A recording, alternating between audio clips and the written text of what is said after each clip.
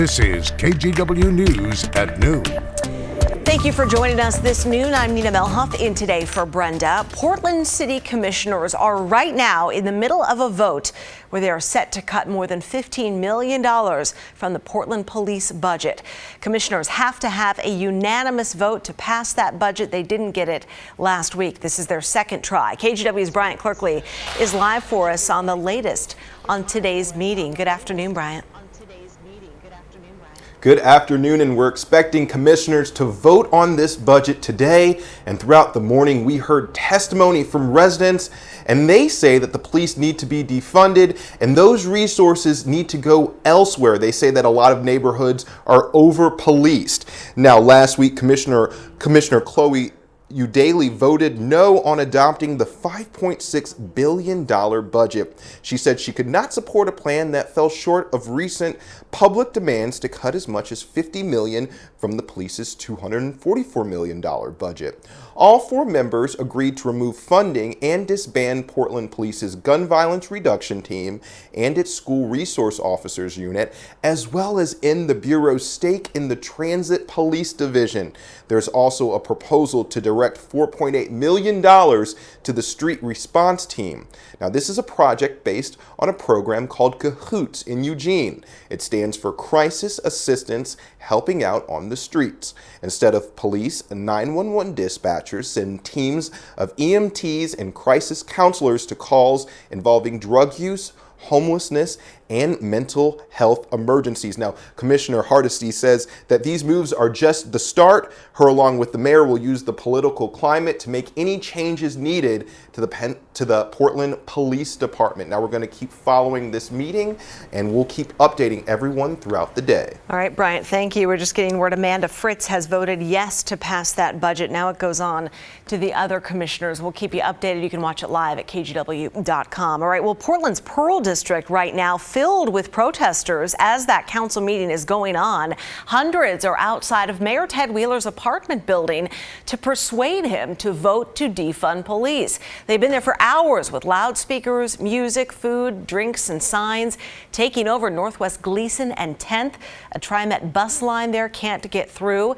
Now, we cannot confirm if Wheeler is actually there doing the video conference call or if he's somewhere else. One person testifying to the council earlier today asked Wheeler to look outside the window at them to hear their voices, but he told them to move on. In Vancouver, leaders also want to hear from the community about how to end racism and foster equality. They're holding 2 virtual listening sessions today and tomorrow. The Vancouver mayor, city manager, Vancouver police chief, and city council members will be there. That listening session this afternoon starts at 2 and goes to 4. If you want to speak, you can register online at beheardvancouver.org. Okay, now too early this morning where scary video was taken downtown. Around 1 o'clock, you see a car deliberately driving through a group of protesters. Now, we've stopped the video before it shows anything graphic where people get hurt. And then less than a minute later, the driver circles the block and comes through again. This video was uploaded to the streaming website Twitch. We have not been able to independently verify it, but we do know around the same time Portland police tweeted they heard reports of a driver hitting people at 3rd and Alder downtown. Officers say 3 people were taken to the hospital. All of them are expected to be okay. Now, police used their surveillance plane to track the car. They arrested the driver, 27-year-old Anthony Eaglehorse Lissandro. He's facing 3 counts of felony hit and run, along with reckless driving. Now, hours before that, protesters took over Portland's Fremont Bridge, rallying to defund the police. This demonstration started at Jefferson High School in North Portland before they walked onto the bridge near Emmanuel Hospital and stood there for about an hour. And here you can see demonstrators used cars and motorcycles to block other vehicles from going over the bridge. Now, once again, another group gathered outside the Justice Center downtown. Police say they actually started tampering with the doors of police headquarters there and locked them from the outside.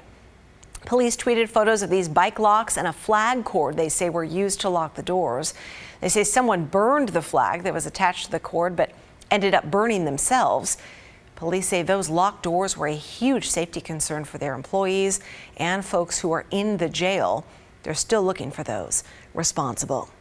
In Washington, D.C. today, there are competing police reform bills from Democrats and Republicans. It comes one day after President Trump signed an executive order on police reform, which is getting mixed reviews. Here's Tracy Potts with details. Thank you for joining us. Families of African Americans killed by police say President Trump was compassionate in person, but his order fails to address systemic racism. I don't think that's enough, but I do think that is a start. I'd like to have some laws in place where policemen are held accountable for their actions. The order creates a national database of police misconduct, help for officers dealing with people who are homeless, addicted to drugs, or mentally ill. And it provides incentives that could lead to new restrictions on chokeholds, but doesn't ban them. Americans want law and order. They demand law and order. They may not say it. They may not be talking about it, but that's what they want. It fell sadly and seriously short. More nibbling around the edges as opposed to acting boldly. Democrats want stronger reforms, ending chokeholds, no-knock warrants, and qualified immunity for officers. Republicans insist not all cops are bad apples, and they need immunity to keep the public safe. I think cops are innocent until proven guilty. Dueling Democrat and Republican reform plans are up for debate. What we have is 75% of what they say they want. We can start there. The House is set to vote on Democrats' plan as early as next week. Tracy Potts, NBC News. Now to the coronavirus, because today the Multnomah County Board of Commissioners will get an update on the county's effort to reopen. Last week, of course, Governor Brown paused the whole state's phases and the county's application to reopen the night before many Multnomah County businesses were planning to open. Right now, Multnomah is the only county not in phase one. Governor Brown says all reopenings statewide are on hold for the time being. She and health experts are monitoring the spread of the virus in order to make a decision. But stay tuned. We may hear something later this afternoon. Well, the spread of the virus continues, with Oregon seeing another record-breaking number of new infections yesterday. This is a look at the daily total chart, and you can see that spike there on the far right over the past few weeks. There were 278 new cases reported yesterday. Multnomah and Clackamas counties reported dozens of new cases, but it was Union County out in Grande that saw the most new cases, 119. We first told you about this outbreak there on Monday. It appears to be linked to a church. Pat Doris dug deeper. This is video from Lighthouse Church in Grande posted on their Facebook page May 24th. The congregation gathered while Union County was in phase one, which prohibited gatherings of 25 people or more.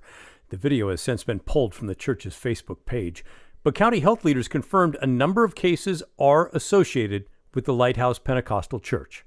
During an interview today, the public health administrator would say little about the church. So I really can't speak to the congregation's activities. I am aware that people have found information similar to what you're sharing with me right now. I personally haven't. Again, I can't speak to their activities. The county statement said the church is cooperating, and health leaders confirmed a large testing event was held at the church. I called them, but no one answered. While Union County has the biggest new spike of cases, it's certainly not alone in being a rural county with an increase in COVID-19. The Oregon Health Authority state map shows areas of concern there in the dark. Let's start to the east in Union County that had 45 cases per 10,000 people as of noon Tuesday. That included 121 positive cases. That number will obviously grow now. Umatilla County has 22 per 10,000 with 180 positives. Jefferson County has 28 per 10,000 with 68 positive cases. Marion County has 34 per 10,000 with 1,100 cases. And Lincoln County has 42 per 10,000 with 206 positive cases. And back in Union County, 9 workers are tackling the job of investigating each positive case. And I'm not a math major, but I think you now have 240 cases. So how long will it take 9 people to investigate all those?